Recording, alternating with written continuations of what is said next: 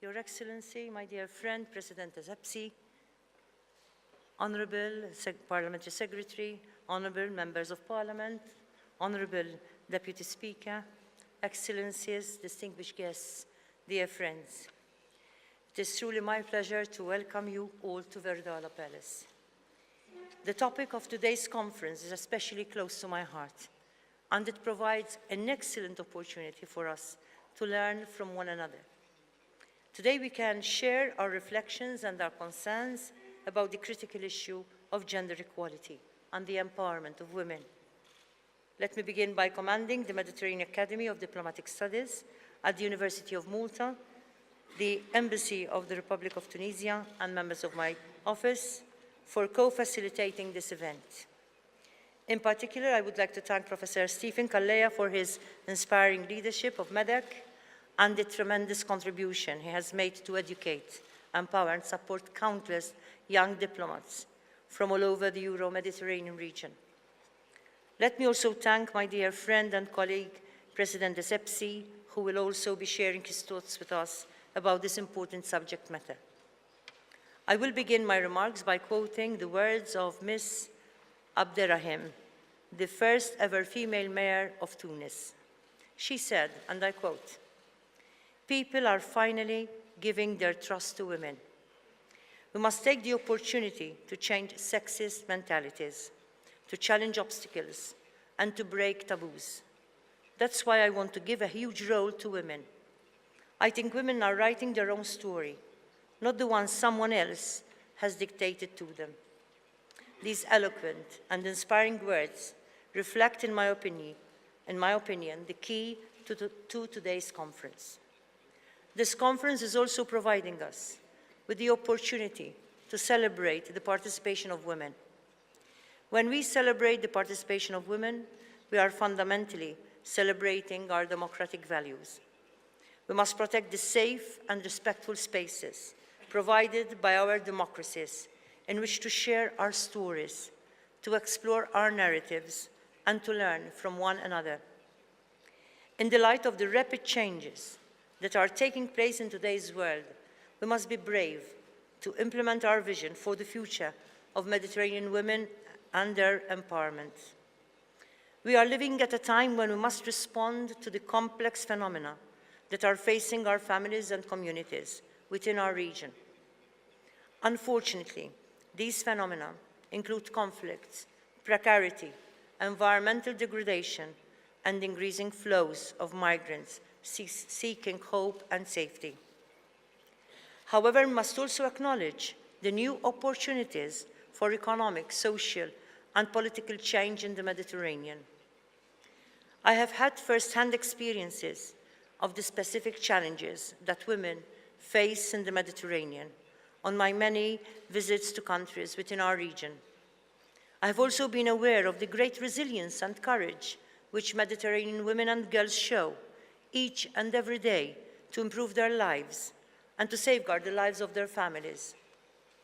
Increasing the social and political visibility of women is, I believe, essential.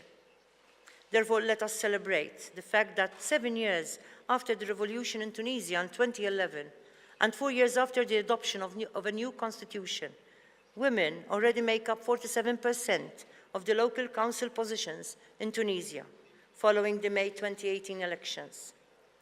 Your Excellency, my dear friend President Essebsi, I must commend you on this impressive achievement. I must commend you on your commitment to make Tunisia the first Arab nation to approve gender equality in inheritance law.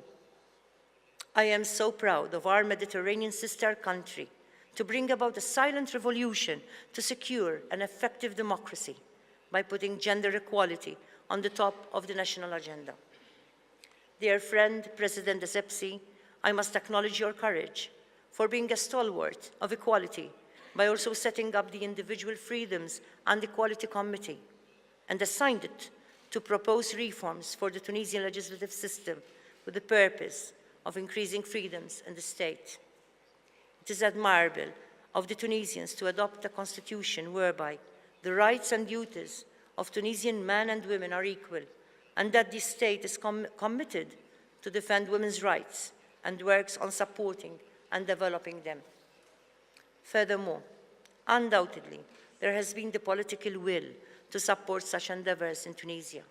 For example, I'm also informed about the creation of a Women's Political Academy, which is a joint project facilitated by UN Women and the Tunisian Women's Rights Organization, Tunisia, known as Women's Voices.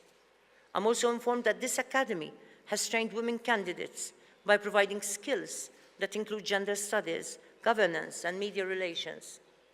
Tunisia, in a short while, is matching up to the advanced countries which are leading the way of gender equality.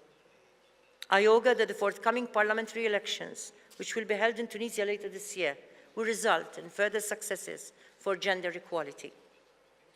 Here in Malta, during these last years, we have also seen further improvements regarding gender equality and gender equity. Let me give a couple of examples of some important changes.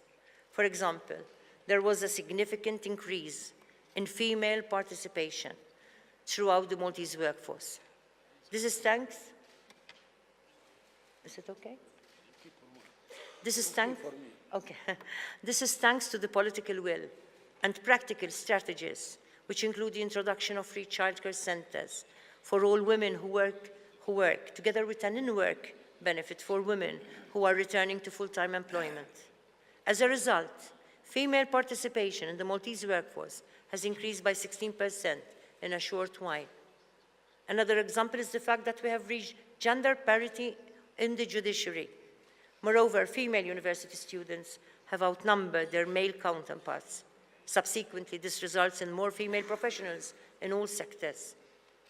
Although our progress is indeed commendable, there are still disparities, which are reflected in particular in a widening gender pay gap.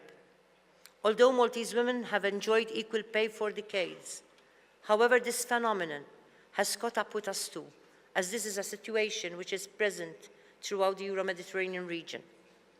These disparities are a new form of the same old discrimination and inequalities. This situation shows us that legislation alone will not help us to achieve full gender equality.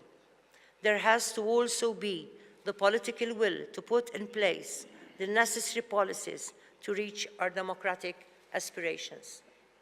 We cannot afford to ignore such inequalities and injustices. As we all know, women play a vital role in a country's socio-economic growth. We know that when we undervalue the contributions of women, the whole socio-economic life of the country suffers. In this context, I would like to bring to the fore a very telling indicator regarding our region from OECD. This indicator shows us that gender equality in the economic sector could increase the GDP of the Mediterranean region by more than 25%. Indicators from UNIDO are also telling us that Mediterranean women have identified several factors which need to be addressed to achieve the necessary level of economic empowerment. These factors include further access to markets, stronger networks, gender-sensitive financial services, and an emphasis on women's entrepreneurship. We need, as women, to work together within our region. We need to network further. Therefore, I believe that the Union for the Mediterranean can provide the necessary infrastructure to bring Mediterranean women more often together. The Union for the Mediterranean is already promoting these goals by supporting gender equality and the empowerment of women within our region. I am pleased to say that Malta and Tunisia collaborate effectively alongside our fellow Mediterranean countries through the work of the Union of the Mediterranean. I am convinced that this conference is a positive first step for Malta and Tunisia to collaborate even more and effectively also within this regional framework. We must continue to persevere to strengthen the gender equality agenda, as above all, gender equality is a fundamental human right. We must continue to persevere because after 70 years since the United Nations Declaration of Human Rights, we are still facing gender inequalities in most of our countries. So much so that the United Nations in 2015 has put at the heart of Agenda 2030 and its 17 Sustainable Development Goals, gender equality. As we all know, SDG number 5 in particular binds the international community to end all forms of gender discrimination and to achieve the meaningful empowerment of women and girls by 2030. Promoting the full implementation of women's rights and access to all opportunities is crucial to end all forms of gender discrimination. The ministers of the 43 member states of the Union for the Mediterranean, through the ministerial declarations of Istanbul, Marrakesh, Paris, and most recently Cairo, are also promoting Agenda 2030, thanks to a region-wide agenda to promote women's rights in close collaboration with civil society activists. I am convinced that this collaboration between our national authorities and civil society organizations is essential to create gender equality and justice for all. Knowing that our audience is made up of civil society activists, and I must thank Stephanie Falzon for helping out to bring everybody together, I would like to encourage you to further collaborate together and to join our counterparts within our region to achieve these goals. Dear friends, I believe that the empowerment of women is the foundation for a peaceful and prosperous future in our Euro-Mediterranean region. We cannot allow gender-based challenges, such as discrimination and violence against women, to continue standing in our way and preventing us from reaching our full democratic goals. According to reports of the Euro-Mediterranean Women's Foundation, femicide, which is the killing of women simply because they are women, is a silent scourge in the Mediterranean region. I am proud of the fact that both Malta and Tunisia have the proper legislation in place to combat violence against women. I believe it is essential for us to take these strategies further. Even though we can be proud of many achievements, we cannot sit on our laurels. We need to endeavor further. It is time for us to address the underlying mentality and stereotypism which are constraining so many girls and women and excluding them from active participation in economic, social, and political life. I am pleased to say that Tunisia and Malta are a shining light to lead the way in our region, to promote these values of inclusion, participation, social justice, and democratic values. Even though the Mediterranean region has undergone dramatic upheavals in recent years, the resilient nature of the advances that are being made in gender equality by both of our countries gives me great hope. Gender equality means that women and men can enjoy the ability to control their own destinies and to achieve their own visions for their own future, their own families, communities, and countries.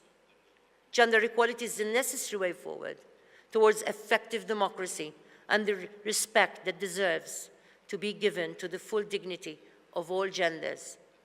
Truly effective gender equality only occurs when women have the ability to influence the normative rules that govern society and can fully access their universal rights and fundamental freedoms.